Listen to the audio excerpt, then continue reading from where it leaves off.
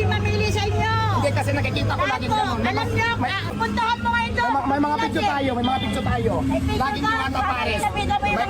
May mga picture po tayo at i-upload na lang natin to para malaman nila kasi kung lagi noon pa yun, hindi naman tayo ba?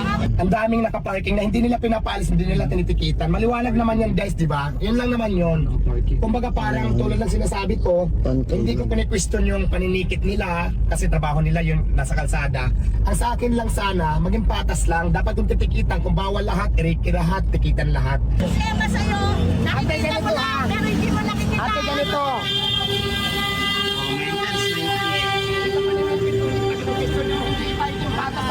Yung kabilang kainan dito, no? Saan bang hindi ko sinusunod? Ano bang hindi ko sinunod? Ano hindi ko sinusunod, te? Dapat ikaw order ka, dapat ikaw mismo nagsasabi sa mga...